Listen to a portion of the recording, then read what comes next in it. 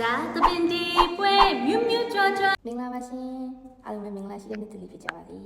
ဒီနောက်နေ့ကဒီဗီဒီယိုလေးတွေကြည့်ဘူးတဲ့လူတွေဆိုလို့ရှိရင်သိကြမှာပါပေါ့ခုနောက်ပိုင်းတော့algorithm ကနေပြီးတော့တဆင့်ပေါ့နော်အခုမှဒီကိုစပြီးတော့မြင်ဘူးတဲ့လူတွေကြတော့အမေးများကြတဲ့မိကွန်းလေးရှိရပေါ့နော်အဲဒါကြောင့်ဒီဘာလူမျိုးလဲဆိုပြီးတော့မေးကြတာပေါ့နော်ဒီကမြန်မာလူမျိုးပါကဗျာလည်းမဟုတ်ပါဘူးတိုင်းရင်းသားလည်းမဆက်ပါဘူး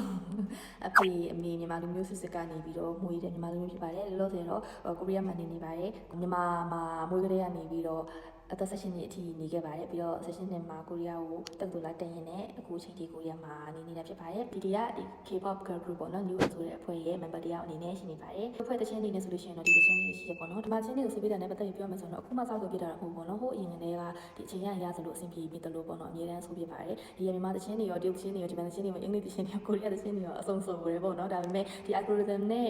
ဆိုင်မဲ့ထင်တယ်မြန်မာပရိသတ်ကိုဆိုလို့ရှိရင်မြန်မာတချင်းတွေကအများကြီးပို့ပြီးတော့ algorithm recommend ဖြစ်လို့ထင်တယ်ပေါ့နော်မြန်မာတချင်းတွေကပို့ပြီးတော့မြန်မာပရိသတ်တွေနဲ့ပို့ပြီးတော့အထီးတွေးများတယ်လို့ထင်ပါတယ်ဒါပေမဲ့တခြားကြည့်မယ်ဆိုရင်ဒီဘာသာစကားအစုံနဲ့တချင်းတွေဆိုပြပါတယ်ပေါ့နော်မြန်မာတချင်းတွေထဲမှာမြန်မာဆိုင်ဝိုင်းနဲ့ဆိုရတဲ့တချင်းမျိုးလေးပေါ့နော်ဟိုအရင်တော့တချင်းလေးဒါမှမဟုတ်လို့ရှင်ခက်လေပိုင်းတချင်းဗီဒီယိုခက်ကတချင်းလေးပေါ့နော်အဲ့လိုတချင်းလေးကိုပို့ပြီးတော့ဆိုပြပါတယ်ကိုစားစီရင်မှုပုံစံပေါ့နော်နဲ့ပတ်သက်ပြီးပြောမယ်ဆိုလို့ရှိရင်တော့ဒီမြန်မာဝတ်စုံကမဝတ်ချင်တာမဟုတ်ဝတ်ချင်ပါတယ်ဒီမှာကမြန်မာဝတ်စုံမရှိလို့ပါ